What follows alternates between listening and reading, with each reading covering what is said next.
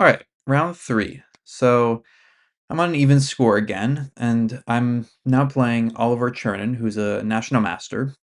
And this is actually the game that I'm most curious to look at with the machine, because I build up an interesting attacking position, and I play it the way that I think is principled, but it ends up backfiring dramatically. So no spoilers, but that's sort of how the game goes. So let's take a look at what happens. So we have a Benoni, and I am now. This is the first game where I'm trying out playing the Knight's Tour variation, which goes Knight f3, Knight d2, Knight c4. The Knight basically develops like this, and it does it before, notably, playing e4. And the reason that it happens before playing e4 is because if you play e4, then sometimes after like a g6 move, knight f3, then there's the move bishop g4, and the knight's pinned to the queen. Whereas in this position, the knight moves first to d2, and now, if bishop g4 was tried here, it wouldn't be pinning anything. It would not be doing anything. So this is the purpose of the knight's Tor variation. Knight gets to d2. Now pawn can go to e4 with no issues. And I play knight c4 immediately. This might not be the most accurate move. I sort of didn't really know, past this what I was really going to be doing. Um, but it felt like knight c4 is it accelerates my development in a way that should be beneficial. Because knight c4 sort of invites black to play knight b6, right? This is sort of the reason that knight c4 would not be correct, is because then black can just trade off the knight. But it felt like, okay, if black does trade off the knight, then it will help my bishop develop to c4. I'm also planning on knight b6, which is what happens to play bishop f4. So now, after this, both of my bishops have become developed, and after castles, I still have some pressure. I felt like my bishop is putting pressure on d6. I can bring rooks to e1. I can move my queen. I can maybe think about like queen d2, bishop h6, trading off the dark square bishops. And meanwhile, Black's plan to play is sort of to play b5 or f5, and both of those feel like not really that possible right now. So in the game a6, and I felt like a4 was the correct response to that because, if we could stop b5, then we should. Um, Rook e8, and now I play a sort of slow move f3. Basically, I don't want to play rook e1 yet because on rook e1, what was the reason I didn't want to play rook e1? Um, Oh, knight h5, I think, was the reason. And on knight h5, I wanted to be able to drop the bishop back to e3, which right now would not really hang a pawn because black would have to give up the dark squared bishop on c3, which I don't think is necessarily good, but it just felt like f3 was more solid, and this chain is very solid. Also, at some point, maybe f5 could come and the pawn's already protecting e4. That was sort of what I was thinking about. Rook b8 felt a little bit slow, but I don't really know what else black is supposed to be doing. I just play queen d2. Now I'm sort of aiming over here at h6 to trade off the dark squared bishops. Um, Although I wasn't totally sure if I want to be doing that, because the bishop is putting some pressure on d6 and sort of x-raying the rook on b8. So not totally sure if I want to play bishop h6, but after queen e7, I decide that I do want to. Queen e7 felt a little strange too, because I eventually want to bring a rook to the e-file, not sure which yet, probably the a-rook, that's what happens in the game later, and now the queen is sort of on the file. It just sort of felt strange to put it there. Bishop h8, I now play rook ae, knight d7, and now I just play f4. My position is very aggressive, looking at least. e5 right now I think is a major threat, because if takes, then I'll be able to play some combination of d6 and fe, and f7 will fall. So I was feeling pretty good about my position right now. And then after queen d8, I don't know. I mean, like, the other move that I was considering for a while was to play a5 to stop any knight b6 ideas, but now queen d8 has just sort of stopped that. Maybe, although maybe the queen can't really take on a5 for some reason. But it just sort of felt like my whole position is revolving around playing e5, right? Like I have the rooks prepared, the bishop is very aggressively placed on h6. This bishop and knight are sort of looking for these squares to open up. So whole position is revolved around e5.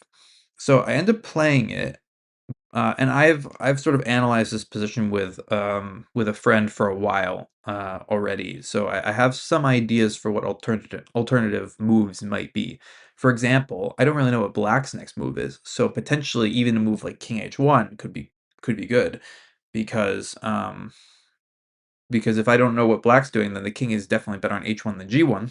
Gets out of the way of some checks. It's although there is like Knight B6 moves. But knight b6, I just played bishop a2, and then a5 is a threat. So who knows? I mean, there's many different potential options here. But the main option that I think I didn't miss but didn't properly evaluate was after e5 takes, I played d6. So d6 is sort of like really aggressively trying to mate my opponent. Um, but there's the move knight b6, and after knight b6, I spent a lot of time in this position calculating bishop takes f7, calculating trying to find alternatives. In the end, I played bishop a2, right? So I'll show the game, how what happened in the game, right? So bishop a2, bishop goes to e6, and now I didn't see anything better than just trade the bishops, which sort of means that I have at that point, it's like now the rook's on e6 hitting d6 pawn. I'm probably going to lose d6. I'm already down a pawn. So the position sort of just collapses relatively from here. Bishop f7, though, the line that I saw was bishop f7, king takes f7, fe, check. There's either bishop f5, which sort of gives back some material already to g4, or king g8. So king g8 is definitely what I was mainly considering. Um,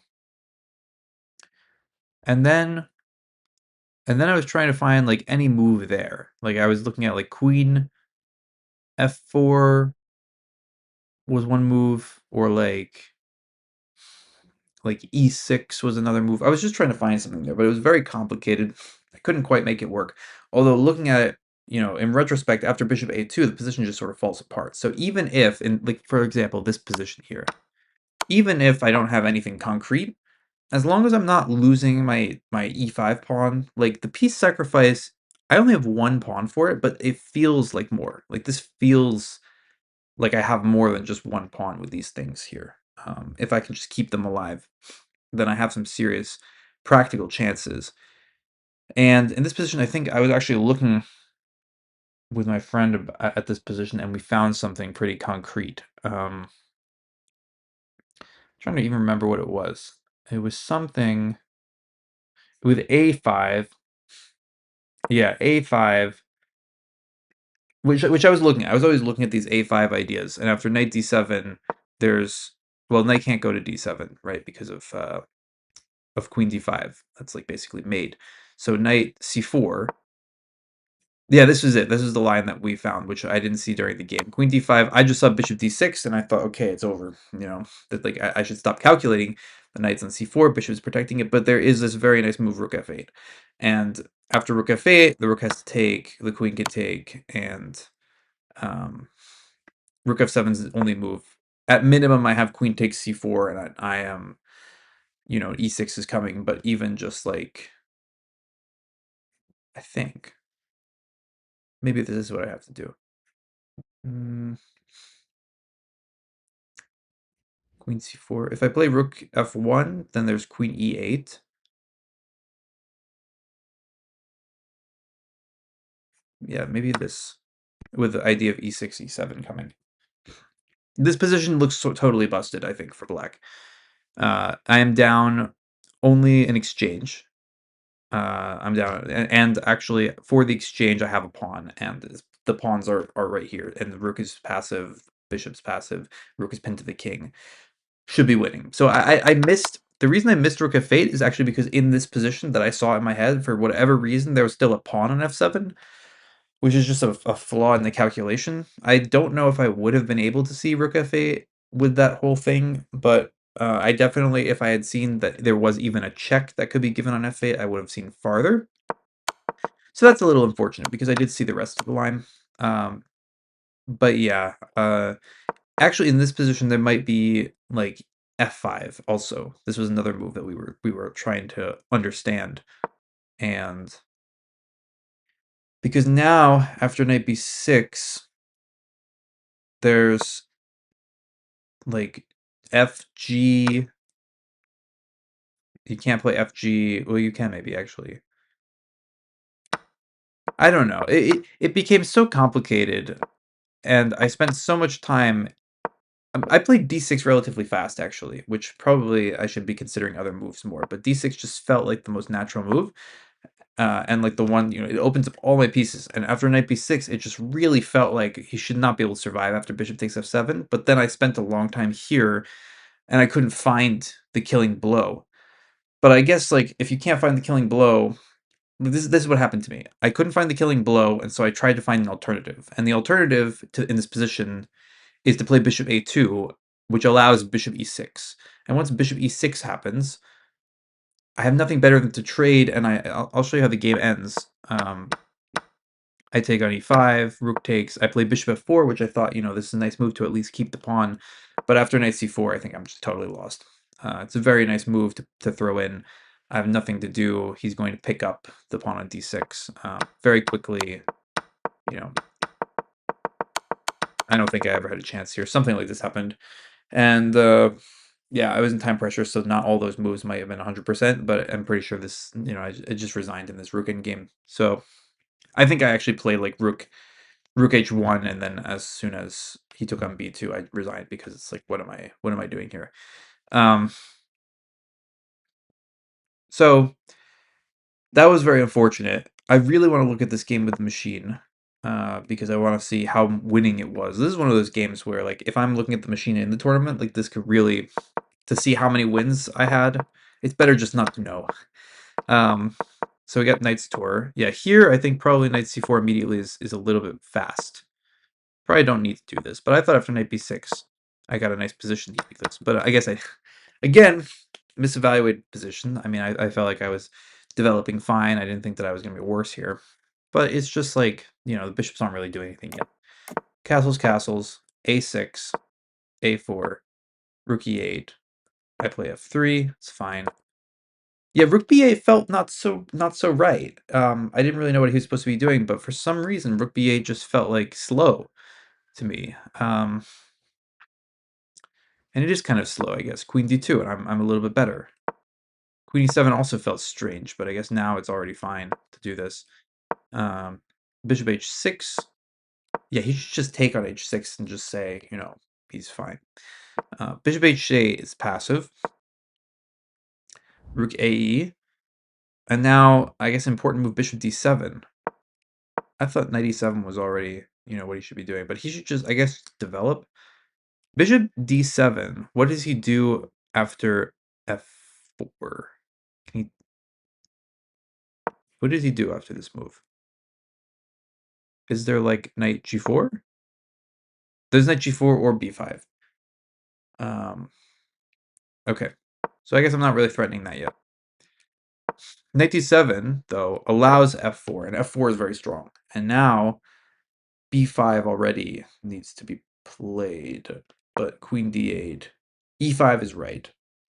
Yeah, so I don't think... I thought for a while on this move, but e5 just sort of felt like what I should be doing. King h1 also is listed, but e5, the more principled move played. Takes. Now this move, bishop g5. Bishop g5 is interesting. I don't know.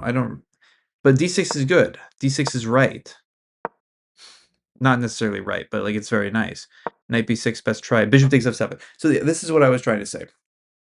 You spend so long looking at something, you don't quite see how you're winning, but you see that there's compensation.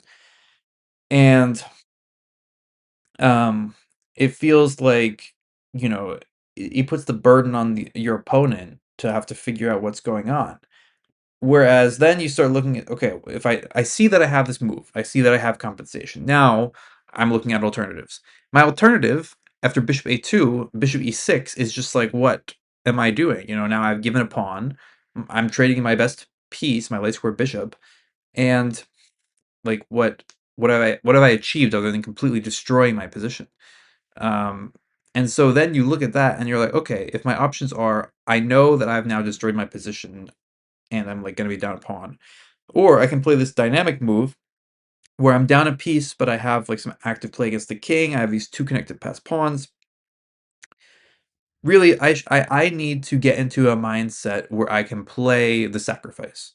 And sometimes I'm there, sometimes I can do that, but, other times it just is too hard for me to do to my position because I feel like if it feels more, what's the way I wanna say this? If it feels like if I lose because I, like, sacrifice some material for an unsound way, that is that's going to feel like I'm gonna feel more like an idiot there because I, like, didn't see how it worked and I played it anyway. I'm gonna feel more like an idiot there than if I just, like, say I see, like, "Oh, I don't really know how this works. I can't calculate to the end. I'm just gonna play another move," where, like, I feel like maybe I have some practical chances to survive.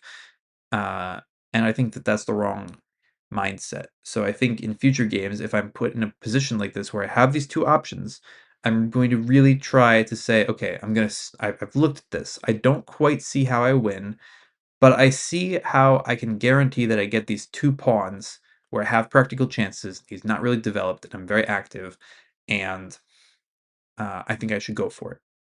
And then I think I'll be able because after bishop a2, position's equal after bishop e6, but it's probably yeah, I already have to play, like, moves, like knight e4. Well, fe is, I guess, okay. Rook takes I guess I had another chance here, actually, with a5. So bishop f4 is the blunder because of knight c4, and I'm actually not totally busted somehow. Queen c1, well, now it's getting pretty bad. Knight d5 is a much more active move, yeah, I should just go there. But at this point, I already spent all my time, so I can't really blame myself for playing a subpar move. I mean, knight d5 is active, so I should do it anyway.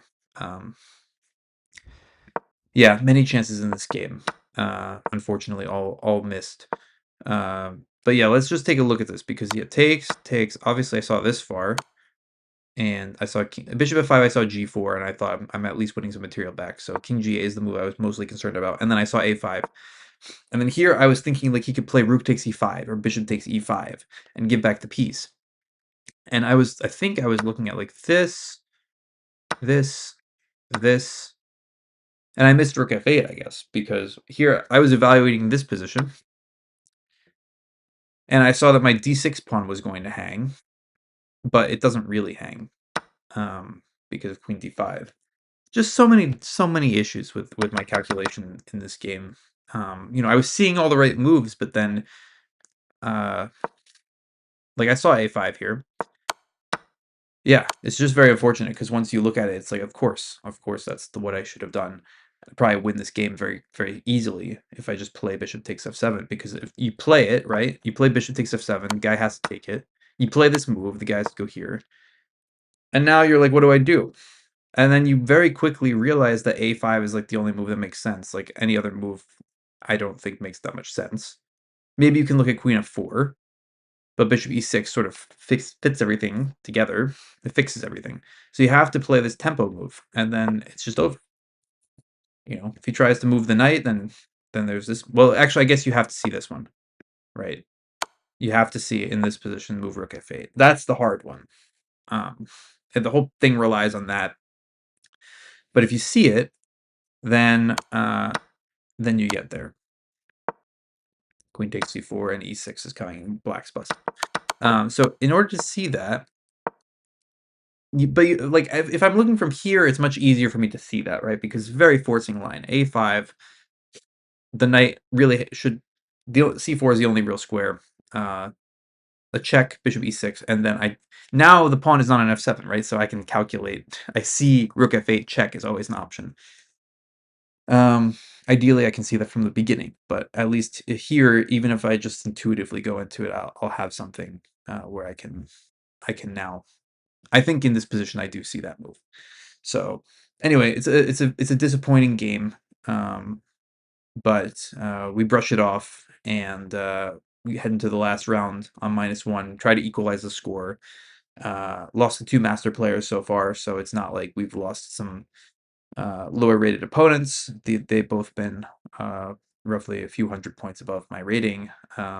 So still not a terrible tournament, but we really would like to get a win in the last round to make it a reasonable tournament. So yeah, stay tuned for that video, and I'll see you now next one.